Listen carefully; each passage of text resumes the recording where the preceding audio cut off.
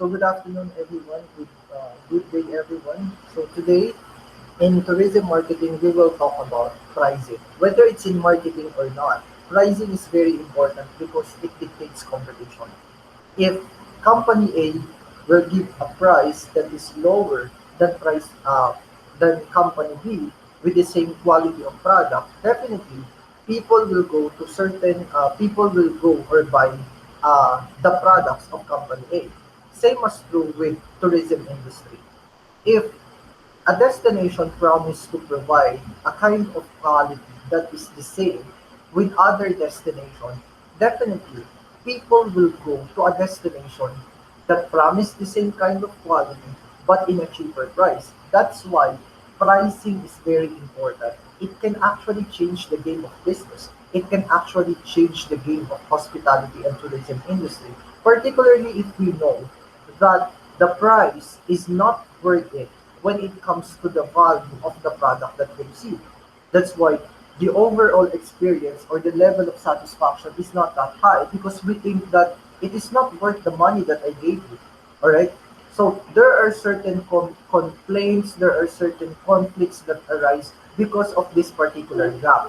That the price is or the value of money is not worth it to the service received by the guests or the travelers. So allow me to present my PowerPoint presentation to everyone. I hope everybody um, have watched the presentation, the recorded lecture that I present, that I ask you to watch, so that you will be on the same track and you can still follow the discussion. All right. So as mentioned, our topic for today talks about pricing. Pricing may be one of the areas of business, regardless of what type of industry it is, whether it's manufacturing, whether it's business industry or the hospitality and tourism in particular. Pricing plays a lot when it comes to competition. So what is pricing? So when we say that the customer pays for the product, we are talking about monetary, all right? Because we are not in the barter system that I'll give you a certain product in exchange of your service or in exchange of something. So today, in the modern time, we are talking about monetary when it comes to the price or the amount that a consumer paid for a certain product. The amount of money exchanged for something of value. Price makes product available to the target market and reflect the value of the product. This affects the decision of the businessman to decide whether a particular segment is really a target market. It's simply because, for instance, you have potential available market. Available market are those people that are interested to buy the product. But it doesn't necessarily mean that when a person is interested to buy the product, the person is already your target market because there are so many considerations that you need to take. The second one is the concept of qualified available market.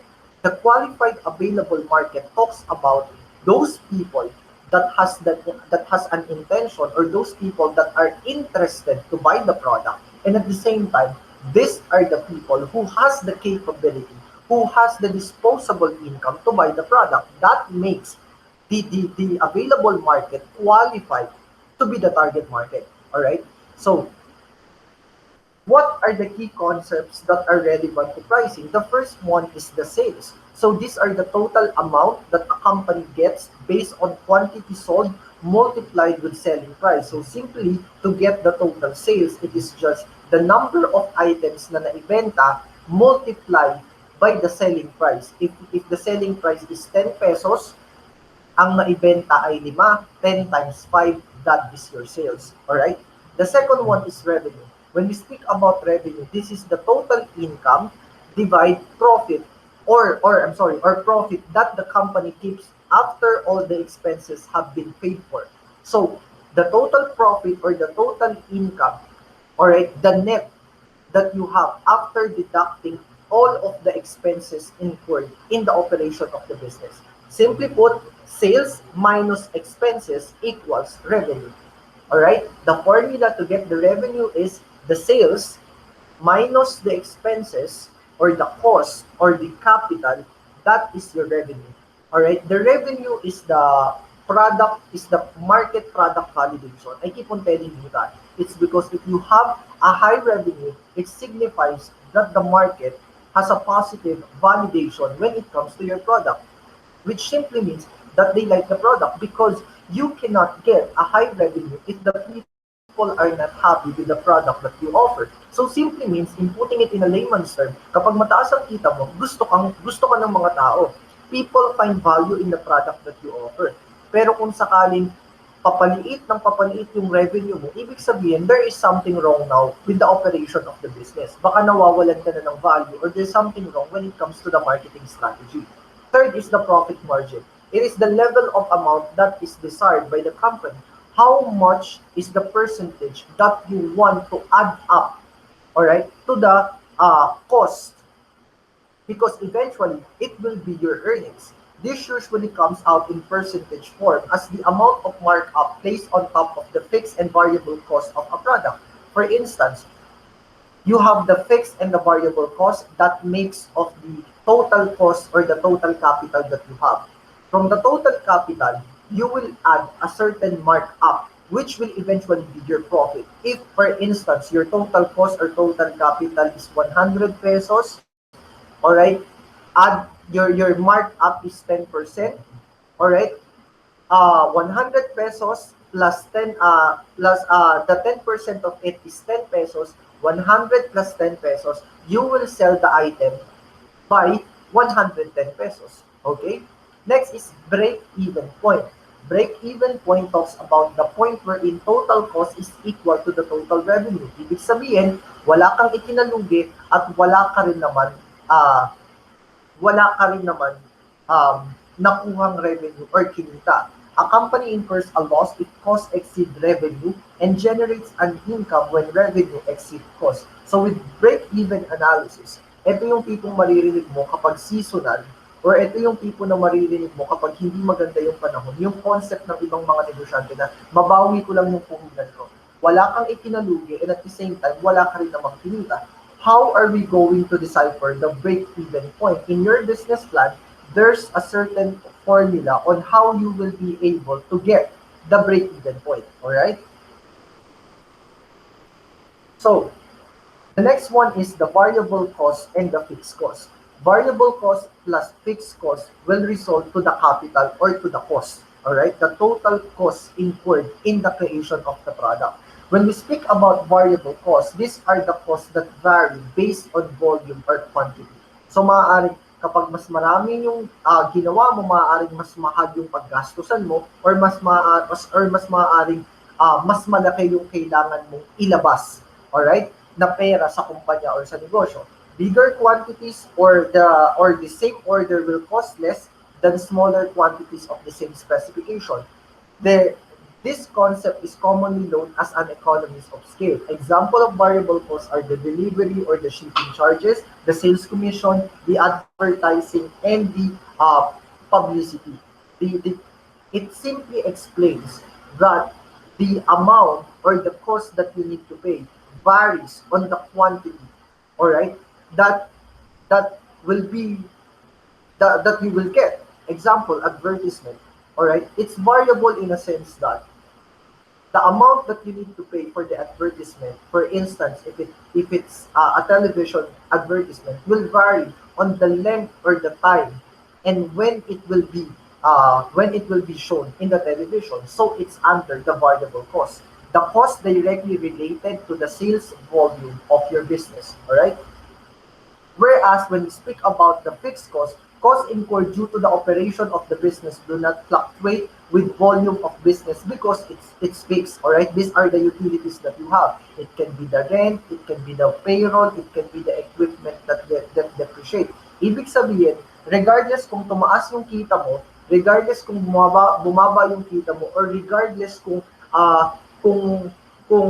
anong klase ng service yung kailangan mong gamitin, it's fixed by month or it's fixed by year. Hindi magbabago ang presyo ng opisina nyo just because mataas yung kinita nyo itong month na to or mababa yung kinita nyo.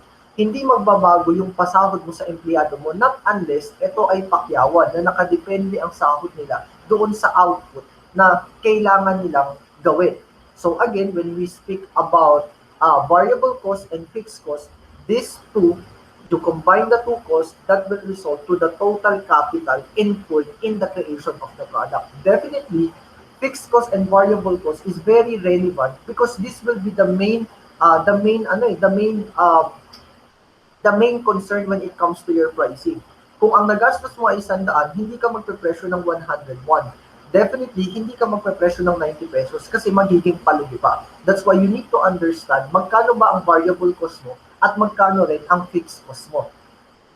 Next is the cost itself. This is what I'm talking about, the totality combined of the fixed cost and the variable cost. The setting of prices should incorporate a calculation of how much it costs the organization to produce the product or the service. And to get the average total cost, it's the total cost of production divided by the items of units produced. But definitely, as mentioned earlier, to be able for you to get the cost, variable cost plus fixed cost is the total cost that you incur in the creation of the product. All right, next one.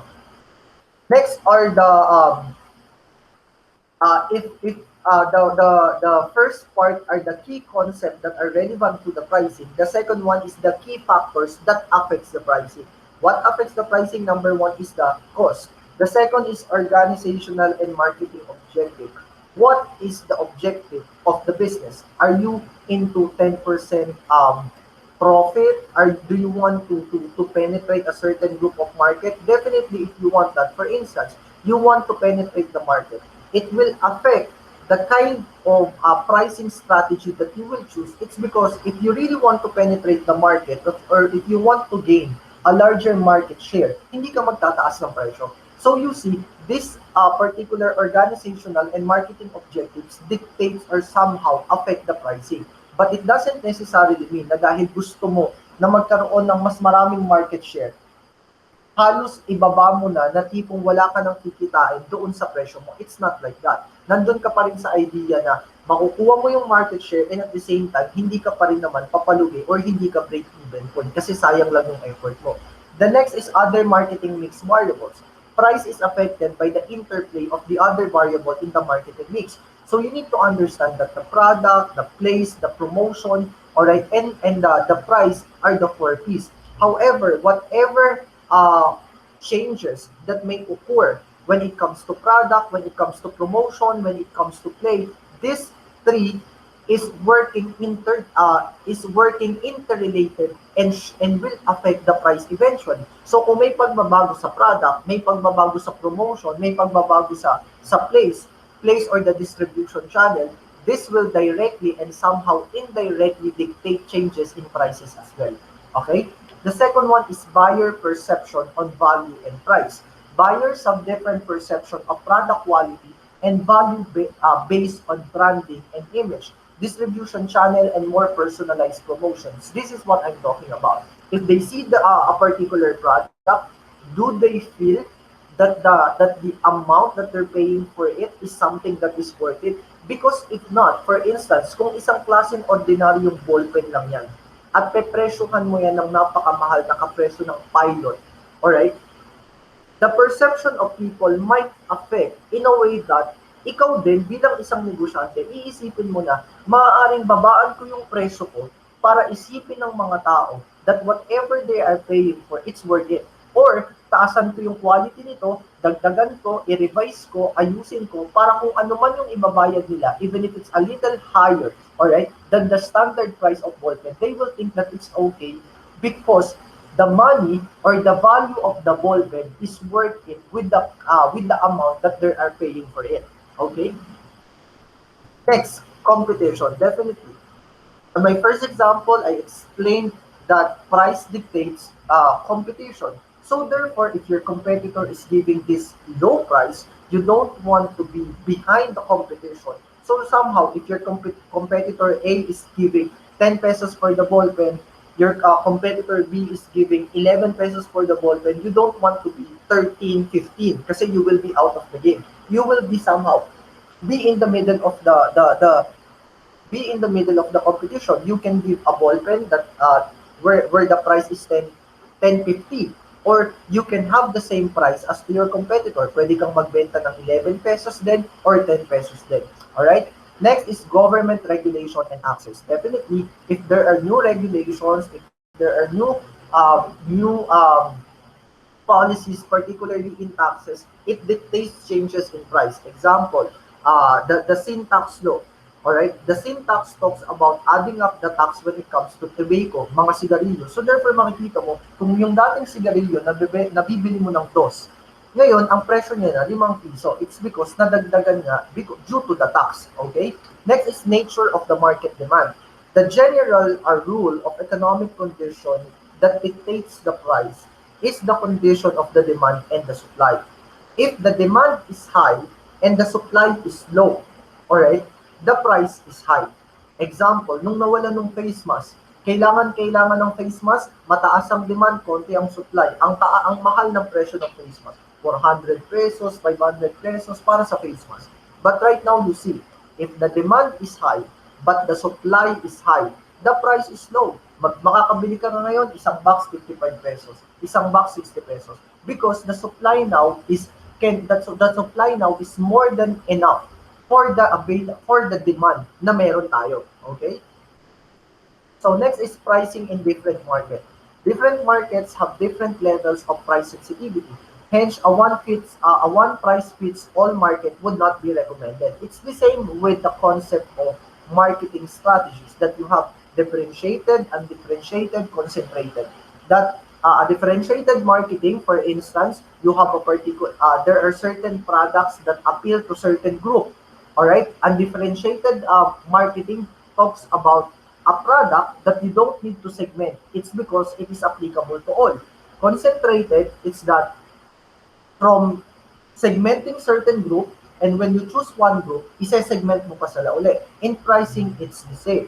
You cannot have a particular product in which or line of product in which you have the same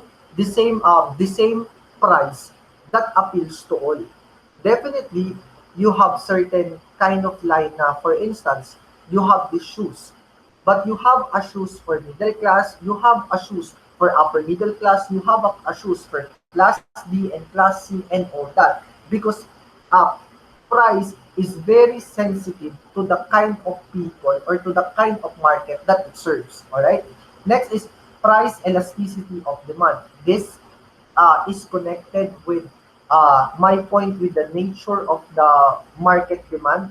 Price increase or decrease normally have an effect on the level of sales of the product. It's because paano nag-i-increase or nag-decrease ang sales?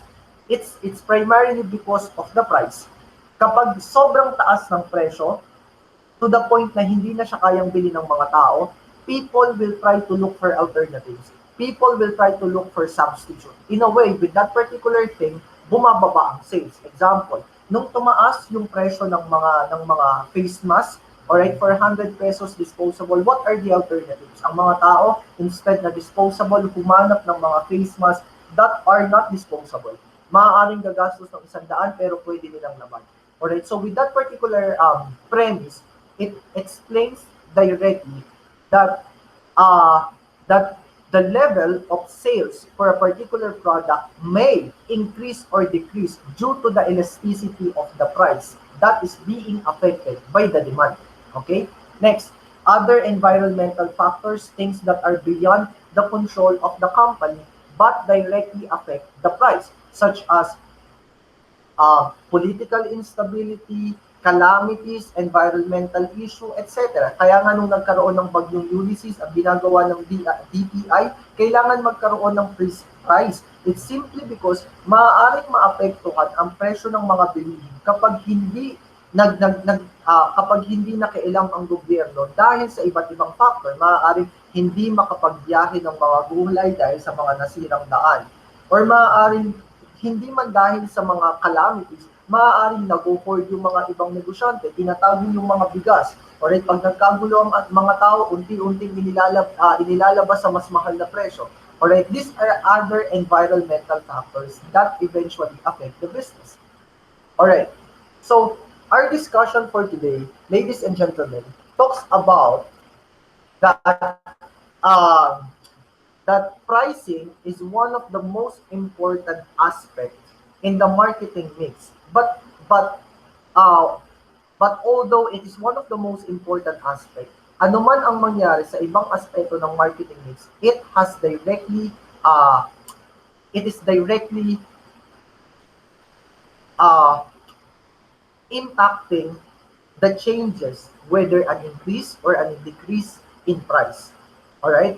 So I hope you understand the discussion that we have today. And if you have any question, you can message me again with message me for question of clarifications, questions that confuses you, so that it can be handled. And again, be updated with the activities that will be posted in your legal classroom. So that's all for today. Have a safe week, everyone, and God bless you. You can now leave the meeting.